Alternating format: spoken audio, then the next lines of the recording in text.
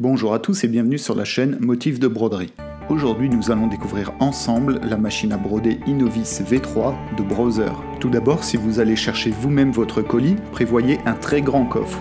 Le colis est énorme avec ses 74 cm de long et 59 cm de large, une hauteur de 58 cm et un poids de 26,7 kg.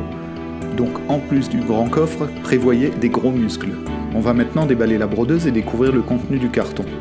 En premier, un petit courrier de coudre-et-broder.com, c'est le site sur lequel j'ai acheté cette brodeuse, pour 2249 € au lieu de 2500 € sur pas mal d'autres sites.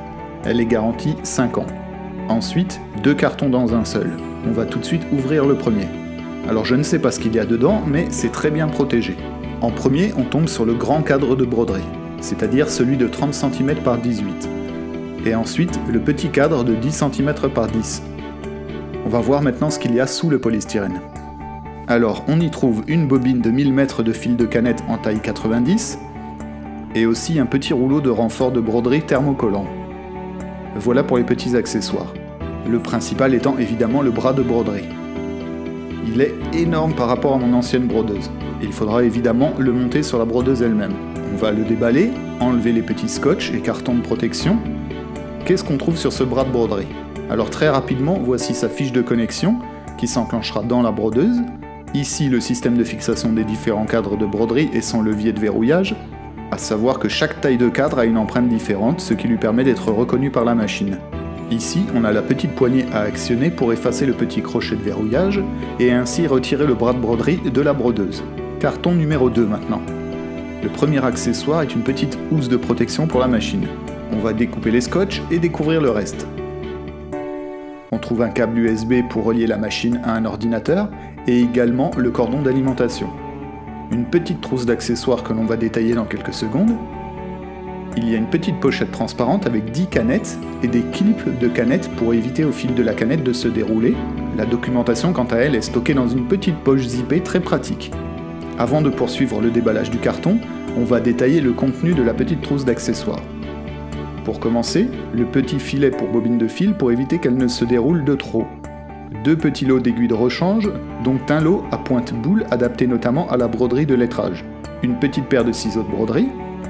Une petite brosse de nettoyage avec un embout pointu pour déloger les cochonneries. Un tournevis petit modèle. Un deuxième filet de bobine. Le stylet qui vous servira pour l'écran tactile de la machine à broder. 4 couvercles de bobine, un petit, un moyen, un grand et un autre moyen qui est déjà monté sur la machine. Un capot de plaque d'aiguille de broderie qui permet notamment d'éviter la formation de boucles dans le fil supérieur sur certains types de tissus ou avec certains stabilisateurs ou fils. Ceci, malgré son look bizarre, est juste un tournevis gros modèle. Un tournevis en forme de disque pour endroits difficilement accessibles. Le classique découvite. Un porte-bobine vertical. Et pour finir, un couvercle de bobine spécial pour les bobines de 12 mm de diamètre par 75 mm de haut. Passons maintenant à la pochette zippée de documentation. Vous trouverez un guide de référence rapide avec des instructions pour pouvoir démarrer rapidement votre première broderie et aussi des indications sur l'utilisation des différentes options de votre machine. Le guide référence également tous les motifs préenregistrés dans votre brodeuse ainsi que leur taille et leur gamme de couleurs. C'est un guide rapide mais assez détaillé tout de même. La petite carte de garantie et de traitement des déchets, un guide de tous les accessoires de la gamme Brother avec son dépliant, et pour finir, 2 manuels d'instruction en 2 langues, dont le français évidemment, que je vous invite fortement à consulter. Vous y apprendrez vraiment beaucoup de choses. Bien, continuons à présent le déballage de notre carton. Alors qu'y a-t-il sous ce polystyrène ? Un autre polystyrène. On ne peut pas dire que c'est pas bien protégé en tout cas. Allez, on va enlever les polystyrènes et voici la bête. On va tout de suite la sortir de son carton. Voici donc la brodeuse Innovis V3. Protégée avec un film plastique, du scotch et encore un peu de polystyrène. On va tout de suite monter le bras de broderie sur la brodeuse pour avoir une vue d'ensemble. Voilà l'Innovis V3 une fois montée. Ça fait une belle bête. Prévoyez de la place parce que niveau largeur, elle fait tout de même 80 cm. Sur le côté droit de la brodeuse, le bouton On-Off, une prise USB qui vous permet de brancher soit une clé USB avec vos motifs, soit une souris. Et en dessous, un autre port USB pour relier votre ordinateur à la brodeuse. Et évidemment la traditionnelle molette pour faire monter ou descendre l'aiguille. Attention cependant, molette à faire toujours tourner vers vous. c'est-à-dire dans le sens contraire des aiguilles d'une montre. Sur le dessus de la machine, vous retrouverez le bobineur de canette. Vous pourrez l'utiliser pendant que votre machine est en cours de broderie. C'est pas mal du tout comme option. Le système d'enfilage est schématisé par un dessin très bien fait. Devant le bobineur de canette, vous avez un petit emplacement très pratique pour ranger votre stylet.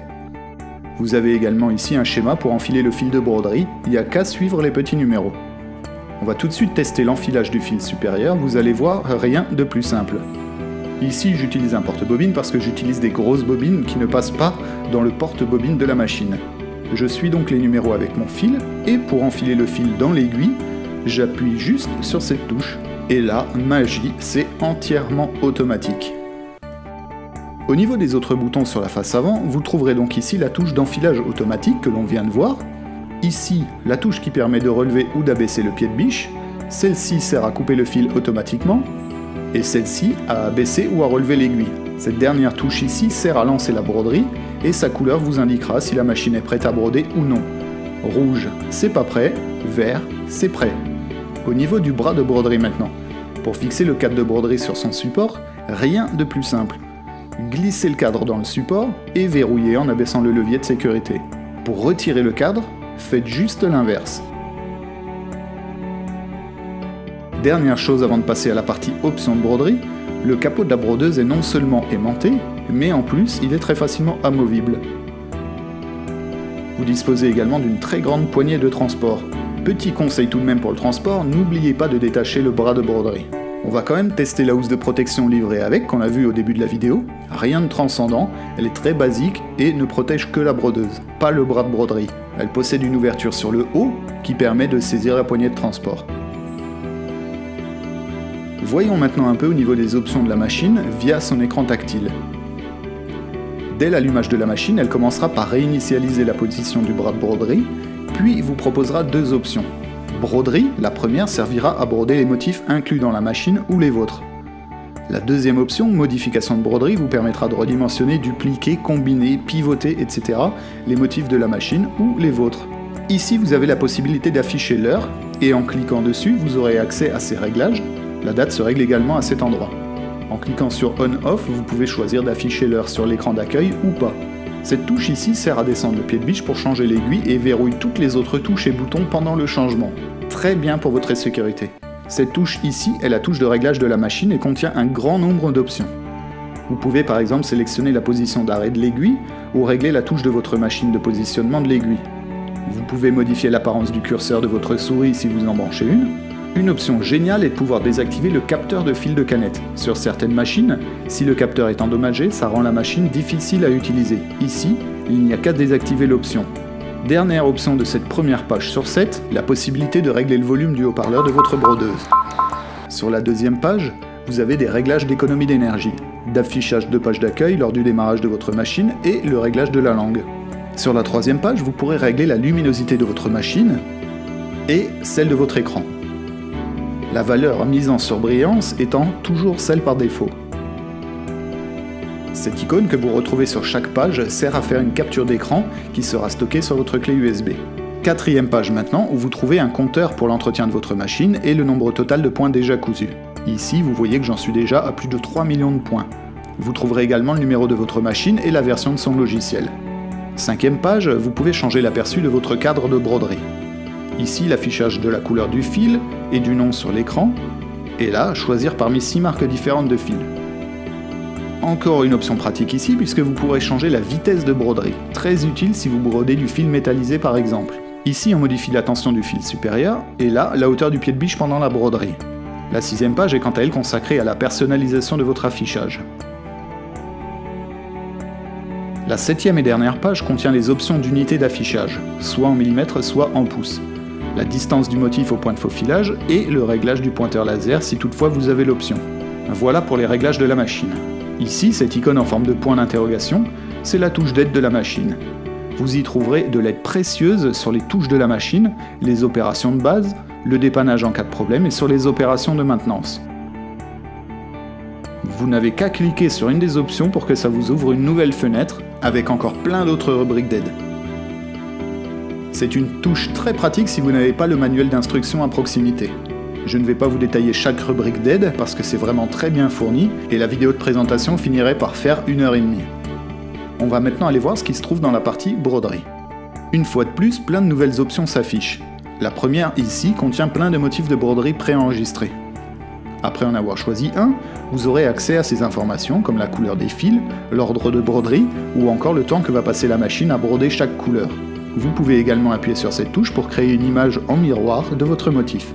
Une fois que vous avez choisi votre motif, vous appuyez sur le bouton broderie et vous avez accès au réglage de votre broderie, comme activer ou non le coupe-fil automatique ou avancer ou reculer d'un point, de 10, de 100 ou même de 500 et également changer de bobine.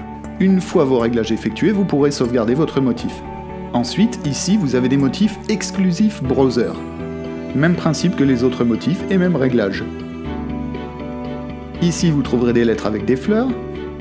Ici, des lettres normales, et vous pourrez écrire des mots ou des chiffres depuis la machine elle-même. Ici, des motifs d'encadrement. Et ici, c'est des motifs pour travailler à la canette, qui est une méthode particulière de broderie. Ensuite, ici, vous retrouverez les motifs que vous avez enregistrés dans la machine. Ici, vous pouvez parcourir les motifs contenus sur une clé USB que vous branchez sur le côté droit de la machine, comme on a vu tout à l'heure. Et ici, il s'agira de vos motifs enregistrés sur votre ordinateur. Bien, on en revient au menu principal. Cette fois-ci, on choisit l'option « Modification de broderie ». L'écran se présente de la même manière qu'en mode broderie. Ce qui change, c'est que cette fois-ci, vous aurez la possibilité de modifier la taille des motifs, les combiner entre eux, les dupliquer. Vous pourrez aussi modifier du texte, l'incurver, le déformer, etc.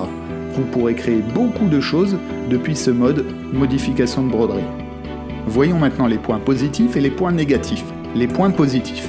Le coupe-fil intermédiaire, qui est vraiment une option géniale qui va vous éviter de couper à la main chaque petit fil entre chaque lettre ou entre chaque motif. Sa rapidité. Elle est vraiment très rapide, surtout quand vous brodez du lettrage. Sa fiabilité. C'est une machine que j'utilise quasiment 8 heures par jour. J'en suis déjà à plus de 3 millions de points de broderie pour avoir fait environ 150 patchs et écussons.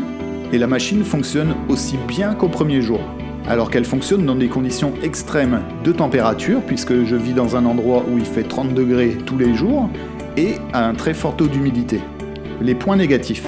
L'offre accessoire très faible pour le prix. On aurait aimé un petit kit de démarrage contenant par exemple 4 ou 5 bobines de couleur et quelques matériaux de base. L'offre des aiguilles est vraiment très faible. On trouve 2 aiguilles en 75-11 dans le paquet rouge et 4 aiguilles seulement dans le paquet vert. Il manque également un cadre intermédiaire 13 par 18. On passe d'un cadre de 10-10 à 30 par 18. Pas pratique pour une broderie de 11 cm par exemple, puisqu'on est obligé de sortir directement le cadre de 30 cm. Merci à tous d'avoir regardé cette vidéo, j'espère qu'elle vous aura plu, et n'hésitez pas à la partager sur les réseaux sociaux et à poster quelques petits commentaires. Et à très bientôt pour une nouvelle vidéo.